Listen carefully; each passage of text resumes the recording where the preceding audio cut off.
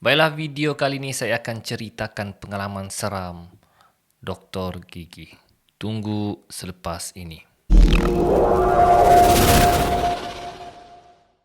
Assalamualaikum warahmatullahi wabarakatuh dan salam sejahtera. Selamat datang ke channel Ali Bosku. Baiklah, channel ini banyak menyediakan video-video yang menarik, jadi jangan lupa untuk subscribe dan tekan butang loceng untuk update video-video yang terbaru. Jadi guys, video kali ini saya ingin kongsikan satu kisah seram daripada seorang doktor gigi. Okey, jarang doktor gigi ni dapat cerita seram, tapi kali ini saya dapat satu kisah dan kisah tersebut memang bagi saya menyeramkan. Jadi jangan buang masa, jom kita dengar kisahnya. Kisahnya bermula apabila seorang doktor gigi, doktor gigi kerajaan lah, mereka mendapat penempatan untuk memeriksa gigi di satu kawasan pedalaman, kira perkampungan orang asli lah. Pemeriksaan gigi untuk orang asli ni biasanya diadakan setahun sekali di kawasan pedalaman. So doktor ni mengiringi ada 2 orang lagi pembantunya, 3 orang lah, ditugaskan untuk membuat pemeriksaan gigi di sebuah kampung orang asli lah di kawasan pedalaman.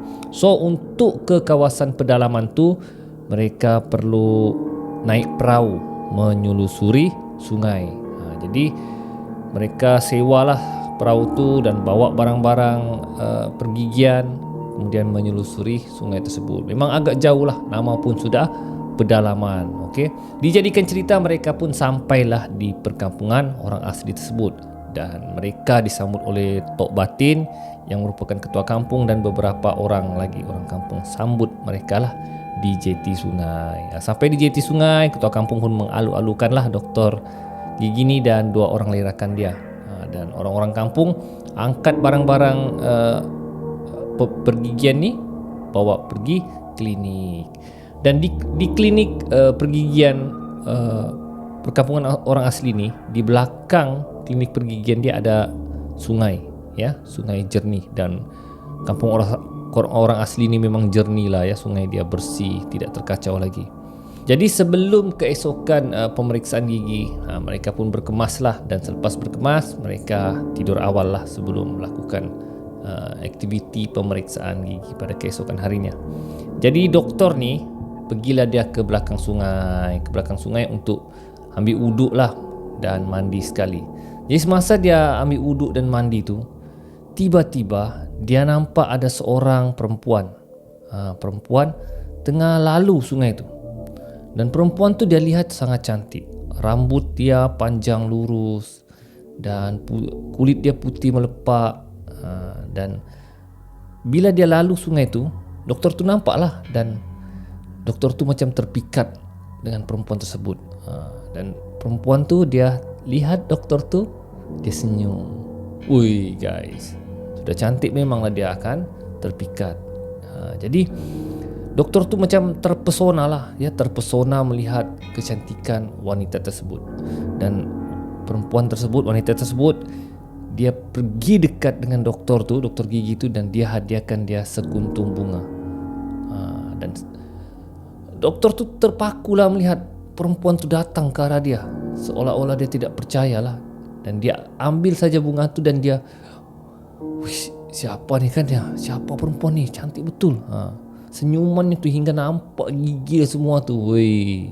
Siapa nak terpikat guys? Tiba-tiba kawan dia tegur. Doktor. Dia cakap, dah malam ni doktor, jom kita naik. Jadi bila dia toleh balik ke sungai tu, perempuan tu sudah hilang.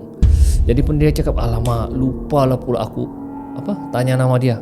Tak apalah, besok dia cakap aku tanya dengan Tok Batin tentang perempuan tersebut. Mesti Tok Batin tahu kan, setakat orang-orang kampung asli tu confirm dia tahu siapa pun, nama pun Tok Batin. Jadi keesokan harinya selepas buat pemeriksaan gigi, dan Tok Batin tu sekalilah buat pemeriksaan gigi lah dan scaling gigi, cuci gigi lah.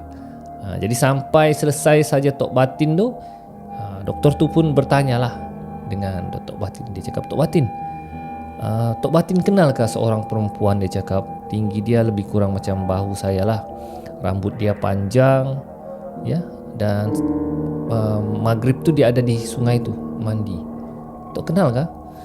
Jadi Tok Batin pun cakap rambut dia panjang. Jadi Tok Batin tanya, rambut dia panjang ke keriting? Doktor tu cakap tak. Dia cakap panjang lurus sampai ke sungai dia punya rambut. Dan Tok Batin, orang kampung sini ni semua rambut keriting. Ya, biasalah orang asli kan rambut dia keriting. Dia ada rambut lurus. Jadi macam confused lah doktor. Jadi siapa yang aku nampak semalam? Tok Batin terus cepat-cepat jalan. Macam dia mengelak lah, mau elak jawapan ya kepada doktor tu. Doktor tu confused lah, kenapa pula Tok Batin macam tak nak jawab soalan tu kan. Dia terus belah begitu je. Jadi dia tidak peduli. So seharian dia buat pemeriksaan gigi. Jadi dia pun kepenatan di klinik tersebut. Setelah kemas dia pun tidur terlajak ya, solat asar, maghrib ya, dan isyak. Sekali dia bangun sudah pukul 9:30 malam.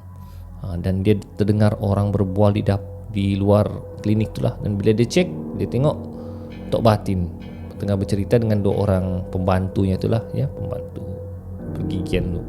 Tengah asyik bercerita lah, bercerita. Tapi dia tidak jelas lah apa yang diceritakan. Jadi dia pun pergilah ambil wuduk dan qada dia punya solat. Jadi dia ambil wuduk di sungai tu. Dia tengok di sungai tu tidak ada juga perempuan tu. So dia pergi solat. Jadi semasa dia solat, Allahu Akbar, tiba-tiba dia rasa macam ada kelibat orang di belakangnya. Tapi dia tidak nampak lah ekor mata itu. Dia dapat rasakan ada orang yang mengikut di belakang. Jadi dia tidak pedulilah. Dia terus saja selesaikan solat dia dan sampai ke tahiyat akhir, Assalamualaikum warahmatullahi, Assalamualaikum warahmatullahi. Dan dia toleh belakang, guys. Betul-betul perempuan yang dia nampak semalam tu ada duduk tersimpul manis di belakangnya menunggu dia habis solat. Terkejut dia, inilah perempuan yang semalam tu, dia cakap. Dan perempuan tu lihat dan hanya senyum. Bang, dia cakap, abang cari saya kah siang tadi?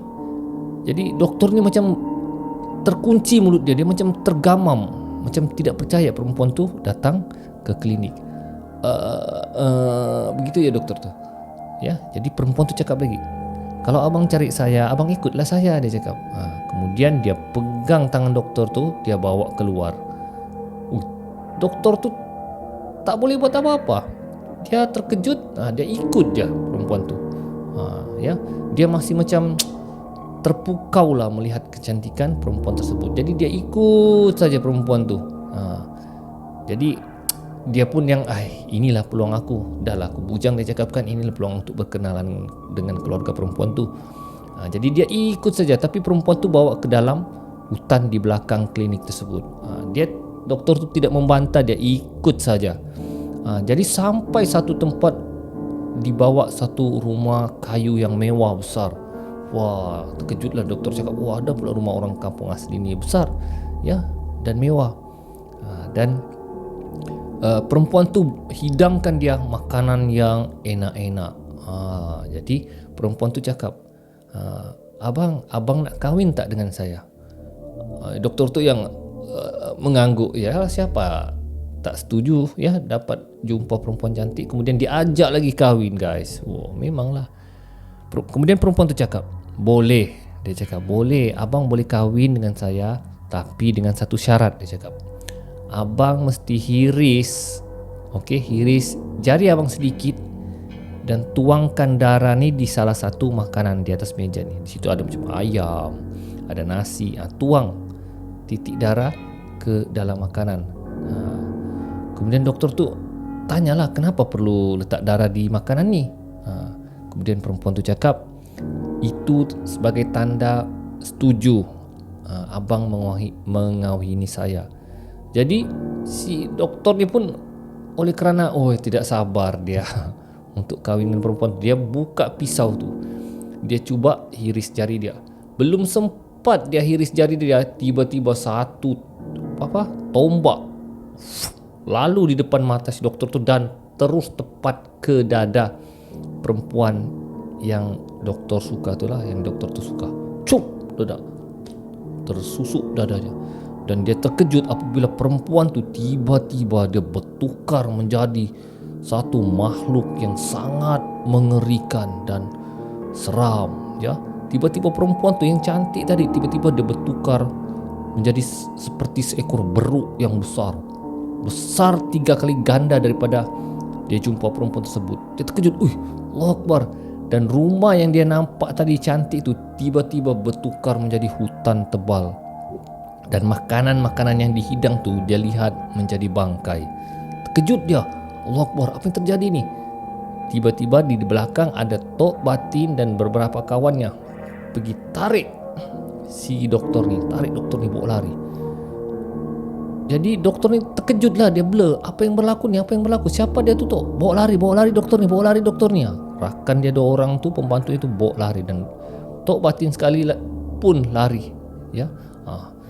Si doktor ni masih blur, dia tidak tahu apa yang berlaku sebenarnya. Dan sampai di klinik tu, dia tanya rakan-rakannya, ya apa yang berlaku ni?